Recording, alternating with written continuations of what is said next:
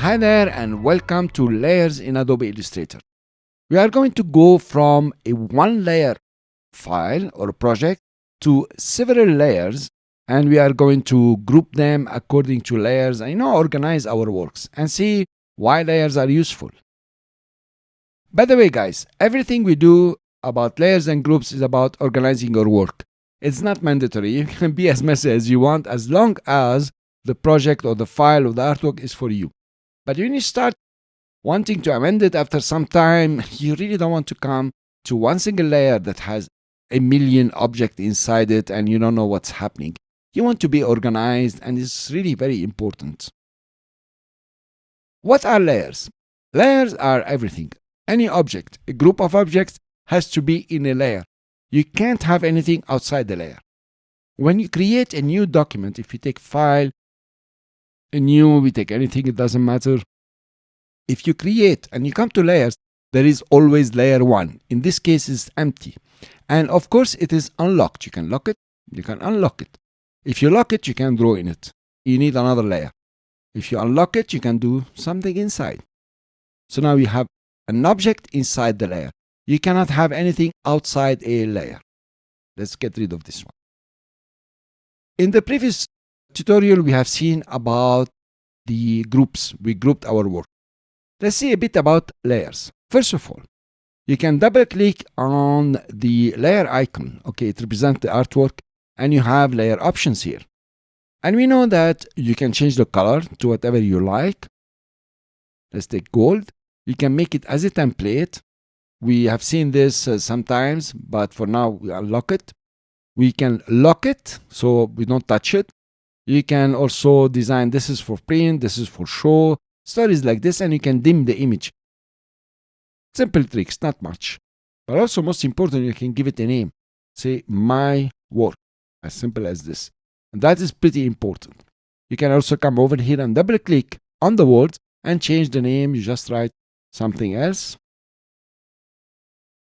And just press enter, and you have changed the name. Now, on the bottom here, you can see you can create a new layer. You can create a sub-layer. So it depends on the level of organization that you want to do. For our work here, I want to create a new layer. So I created a layer 2. That's very fine. I'm going to select the butterfly.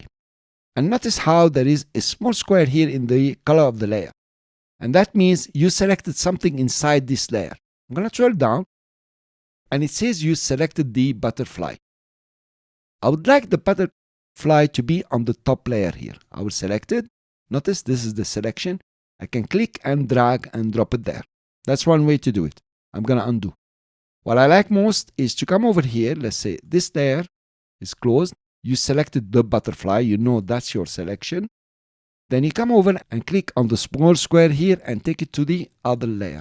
Now notice what's happened. It has moved everything to another layer. This is a small trick I love.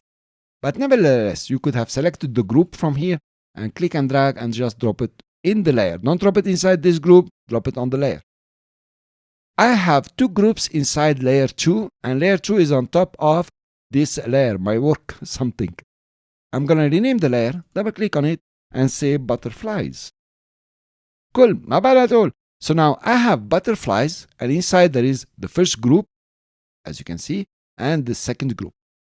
If I decide that I want every butterfly in a layer, I could do that, okay? It's not necessary here, just to show you. You can create another layer. I'm going to create another layer. So I have layer 3. Take layer 3 and drop it in the layer butterflies. So you notice now, layer 3, which is empty, is inside the layer butterflies. I can take the group here, select the group here, and just click on it and drag it and put it in layer 3. Of course, now I have a layer, and inside it there is a group. Very good organization. Actually, I recommend that you do that, but most of the time we skip that. I don't want any more butterfly 1 inside the layer. I just want it as a group. I'm going to click and drag and drop it in the main layer. Come over, select layer 3. So this is selecting layer 3, and I want to delete it.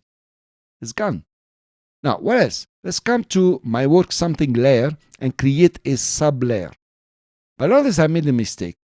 I did not really select this layer, my work something. I selected the top layer. I'm going to undo, and this is selection. Okay, guys? And then create a sub-layer. I'm going to take monster and put it in the sub-layer. So now I have a layer, I have another sub-layer here, and I'm going to call this layer monster. Now, I changed my mind. I don't want monster to be inside my work something. I can click on it, and I can put it on top. Now, if you put it here, it will be inside this layer. Here inside this group, it doesn't go inside the group. It's going to become a sub-layer. One way to do it is to go up, up. Notice how it has appeared. There is a thicker line here, and now we have a layer called monster. Of course, I can reorder them the way I would like. Put monster under butterfly or something like this. Now, waves and clouds, that's not bad. Backgrounds. Backgrounds, most of the time, we want to put them in a different layer and lock it. So that's what I'm going to do. I'm going to create a new layer, select the background from here, and drop it into layer 4. That's a new layer. Take layer 4, drop it at the bottom. It's very easy. Double click here and say background. Now, if you have a layer that has several objects, in our case, this layer has the 2 butterfly groups. If I click on the butterfly, I will not select the whole layer. I will select the group. That's the way it works. So if you have groups, it will select the groups. If I select the monster, which is in a layer on its own, now this is selected. This is not selected. You see, guys, this will be selected. Double circle. This is selected. As simple as this. Just for your attention. It might seem complicated, but actually it's very easy. Now, of course, if you want to edit the eyes, you double click again. You are in isolation mode for the group.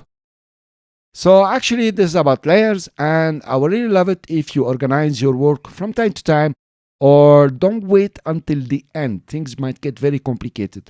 It's better that you organize as you go. Now, since we are going to work with layers and groups, and group certain things create new layers, I wanted to show you how to work with groups and layers. Next up, your assignment,